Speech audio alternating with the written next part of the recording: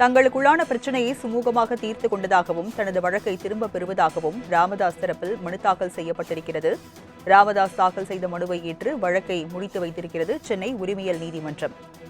விவரங்களை செய்தியாளர் கிருஷ்ணாவிடம் தகவல்களை கேட்கலாம். கிருஷ்ணா, ராமதாஸின் வழக்கு முடித்து வைக்கப்பட்டிருக்கிறது, விவரங்களை பதிவு பண்ணுங்க.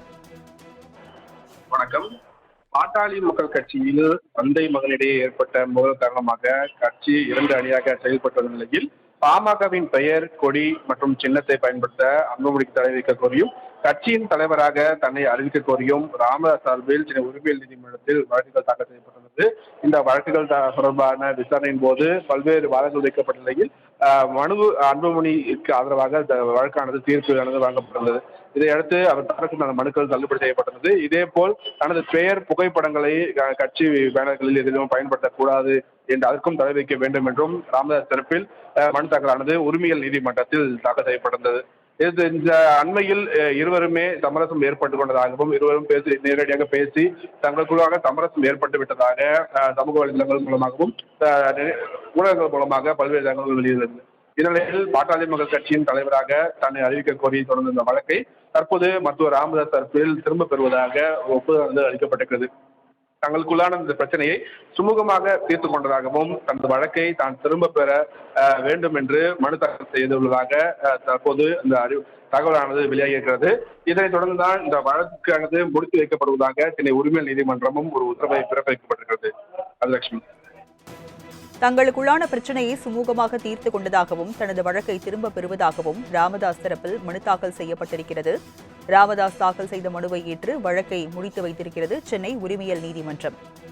விவரங்களை செய்தியாளர் கிருஷ்ணாவிடம் தகவல்களை கேட்கலாம். கிருஷ்ணா, ராமதாஸின் வழக்கு முடித்து வைக்கப்பட்டிருக்கிறது, விவரங்களை பதிவு பண்ணுங்க. வணக்கம்.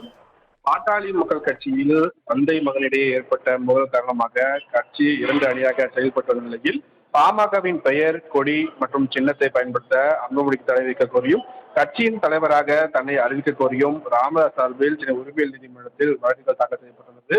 இந்த வழக்குகள் தொடர்பான விசாரணையின் போது பல்வேறு வாதங்கள் வைக்கப்பட்ட நிலையில் அன்புமணிக்கு ஆதரவாக வழக்கானது தீர்ப்பு வழங்கப்பட்டுள்ளது.